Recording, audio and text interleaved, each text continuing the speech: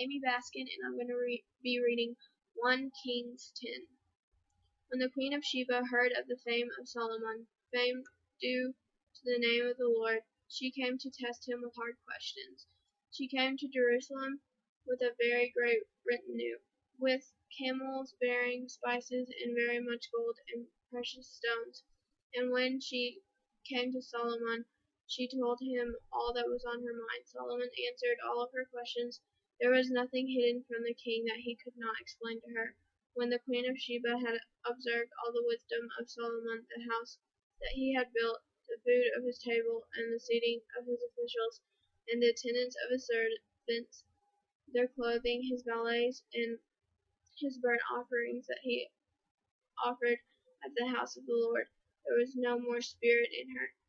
So she said to the king, "The report was true that I heard in my own land of your accomplishments and of your wisdom, but I do not believe the reports until I came and my own eyes had seen it. Not even half have been told me. Your wisdom and prosperity far surpass the report that I had heard. Happy are your wives, happy are these your servants who continually attend you and hear your wisdom. Blessed be the Lord your God, who has delighted in you and set you on the throne of Israel. Because the Lord loved Israel forever, he had made you king to execute justice and righteousness." Then she gave the king 120 talents of gold, a great quantity of spices and precious stones. Never again did spices come in such quantity as they which the Queen of Sheba gave to King Solomon. Moreover, the fleet of Hiram, which carried gold from Ophir, brought from Ophir a great quantity of almug wood and precious stones. From the almug wood the king made supports for the house of the Lord and for the king's house, lyres also, and harps for singers. No such almug wood has come or been seen to this day. Meanwhile, King Solomon gave to the Queen of Sheba every desire that she expressed, as well as what he gave her out of Solomon's royal bounty. Then she returned to her own land with her servants.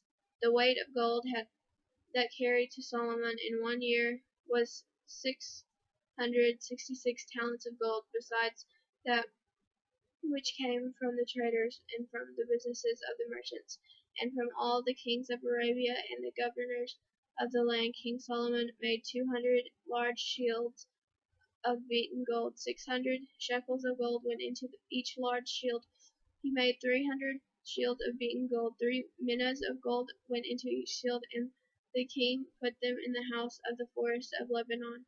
The king also made a great ivory throne and overlaid it with the finest gold. The throne had 6 steps. The top of the throne was rounded in the back, and on each side of the seat were armrests and 2 lions standing beside the armrests, while 12 lions were standing, one on each end of a step on the 6 steps.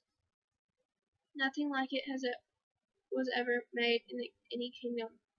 All King Solomon's drinking vessels were of gold, and all of the vessels of the house of the forest of Lebanon were of pure gold. None were of silver. It was not considered as anything in the days of Solomon. For the king had a fleet of ships of Tarshish at sea, with a fleet of Hiram.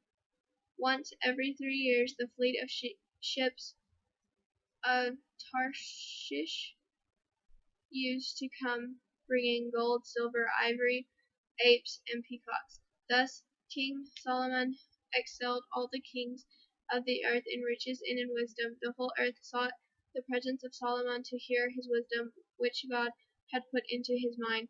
Every one of them brought a present, objects of silver and gold, garments, weaponry, spices, horses, and mules, so much year by year. Solomon gathered together chariots and horses. He had 1,400 chariots and 12,000 horses, which he stationed in the chariot cities and with the king in Jerusalem.